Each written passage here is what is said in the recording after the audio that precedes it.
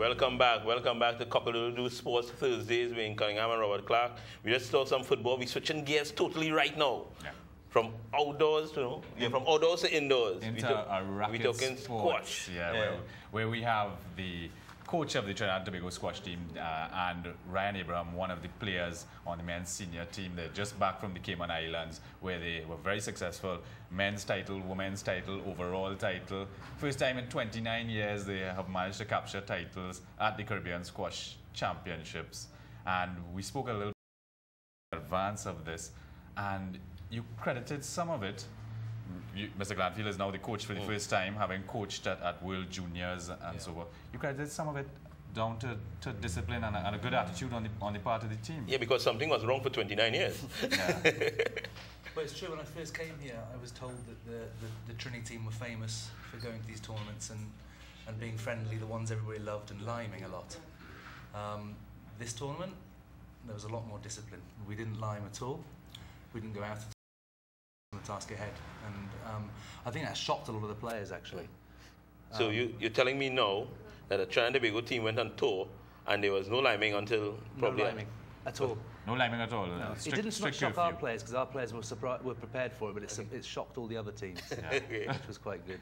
We had a very tough round in the men's as well, and Ryan was competing, and you were playing Barbados in the finals. Yeah. All 5 players played, right? So the top 5 seeded players from, and you were playing, and 2 sets all into the 5th set, 1 point down, I think, in the 5th set, and then suddenly you went down. Tell us about what happened there. Well, I mean, it was definitely, for us, every match was going to be crucial against Barbados because they're always one of the closer contenders. And I felt going in, I wanted to put the team up 1-love, and found myself at 2-all. Said, all right, I'm going into this 5th set. I'm just taking it now. I'm going to put our team up. And 1 point in, like you said, I just felt as if, somebody took a huge bat and just whacked it across my calf. And this is me going into, maybe his knee, banged me on a little contact, and I dropped to the floor. And I'm just thinking to myself, all right, I'll get back up in a couple of minutes. I'll get through this match. Ended up having to be carried off the court. And I'm still talking to Richard. I'm like, Richard, no, I'm going back on. Give me a racket. I'm going back on. Yeah. And when they found out what it probably was, and they said, you probably just tore a muscle, they were like, no, you can't go back on. It's not going to make sense. And had to concede the match. And 2 things went through my mind at that point. It was like, one, either I just lost a crucial match and we're going to lose the final because of this, or 2, coming off that court, being carried off like that, it's going to inspire my 4 teammates to go on and, do what they need to do. And so thank God it was the second. At this point in time, you weren't thinking about the injury, you're just thinking about the competition. About the match, right. Yeah. But what was the extent of the injury? Because you came in here on some crutches and Robert had to lift you up and put you in chair. Yeah, 6 to 8 anymore on crutches. Well, I think right now I'm waiting any MRI results. Okay. But so far they think it's probably a torn calf muscle. They're not sure yet whether it's going to need surgery. So again, I'm praying that I don't. So you don't know yet what your prognosis is, how long your recovery is. Yeah, not sure the recovery time yet. Just waiting the MRI results. All right, Richard, let's go back a bit. Let's backpedal a bit with regards to the preparation of the team. Right, we know Trinidad and Tobago team always had a lot of talent and so forth, but we never won the competition. What steps you took prior to leaving to go to the competition to get his team ready, mentally and physically to compete at that level, and come back with the victories? I suppose if I could choose one word that would sum up the preparation, it was structure. I bought them structure, and then belief as well. Very hard, 6 days a week. Normally, I understand that the Caribbean players start training 3-4 weeks before the tournament, and they all feel prepared. And this is what happened at this tournament. Most of the Bayesian team and other teams were saying, "Oh, we started training 5 weeks ago," and I'm like, "We started 7 months ago." Wow. And that basically was the difference. And we developed a focus and a level of self-belief over those 7 months. I mean, working with the team every single day for 7 months. Not only does it give me understanding of the players when I'm coaching them, I know exactly which direction to take them, but also they developed, after losing for 29 years, obviously, you start to doubt yourself. But me coming in with fresh ideas and fresh hope, they started to believe in themselves. After the first couple of weeks. Because some of the names have been around in squash for some time. Right, we have the Rhea Khans and Joanna Schoon and Paul DeVita, who was #1 ranked. They've been around, so some of the players are essentially the same who've been competing, yet losing or not winning the tournament. Exactly. So it really was a mental change more than anything else. We had team unity. I mean, I mentioned quite a few times that this is one of the most amazing team performances I've ever been part of, and you know, to sum it up, Ryan showed a motivational video, the what's it called, Miracle, about the American ice hockey team halfway through the tournament, and that was an optional event for our players. They could come if they wanted to, or they could go back to their rooms and rest.